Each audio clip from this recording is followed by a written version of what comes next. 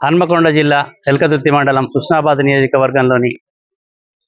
నియోజకవర్గంలో BRS party, గులాబీ party రజతోత్సవ సభ పెద్ద ఎత్తున జరగనుంది. ఏర్పాట్లు పెద్ద ఎత్తున చేశారు. లక్షలాది మంది జనాన్ని ఈ సభకు తరలించాలని చెప్పి ఏర్పాట్లు చేశారు. అతిపెద్ద వేదికను ఏర్పాటు చేశారు. అలాగే పెద్ద ఎత్తున వచ్చే వాళ్ళ కోసం కూడా పెద్ద ఎత్తున బారికేడ్లు ఏర్పాటు చేశారు. అలాగే కుర్చీలు ఏర్పాటు చేశారు.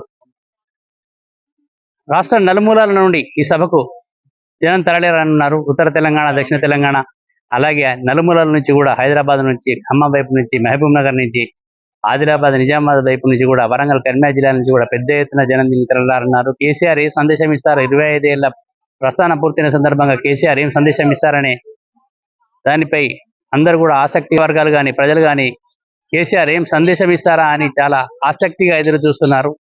ఈ సభమించారు హుస్నాబాద్ నియోజకవర్గ ఎమ్మెల్యే సతీష్ కుమార్, అలాగే హన్మకొండ ఎమ్మెల్యే వినయ్ భాస్కర్, అలాగే పెద్ది సుదర్శన్ రెడ్డి కానీ ఇంకా చాలా మంది నాయకులు పెద్ద ఎత్తున సభ ఏర్పాట్ల కోసం పర్యవేక్షించారు.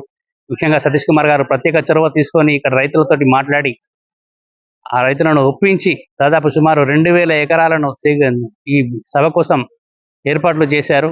అలాగే పార్కింగ్ కోసం కూడా మరో 1000 ఎకరాలు సిద్ధం చేశారు.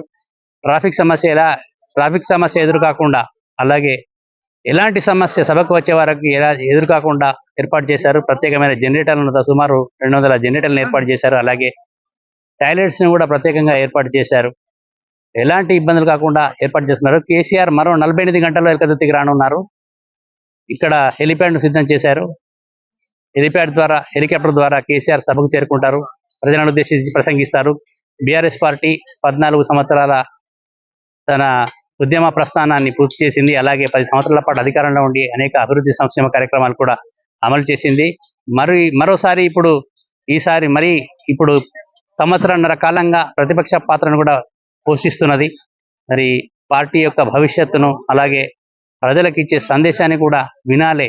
ఎందుకంటే ఇప్పుడు రాష్ట్రంలో గత సంవత్సరంన్నర నుంచి కాంగ్రెస్ ప్రభుత్వం పైన వ్యతిరేకత పెరుగుతుందని భావిస్తున్న తరుణంలో కేసీఆర్ ఏం సందేశం ఇస్తారా? ఎల్కతుర్తి వేదికగా 25 సంవత్సరాల పండుగ సందర్భంగా ఏం సందేశం ఇస్తారా అని చెప్పి ప్రజలు చాలా ఆసక్తిగా, రాజకీయ శ్రేణులు కూడా ఆసక్తిగా ఎదురు చూస్తున్నాయి.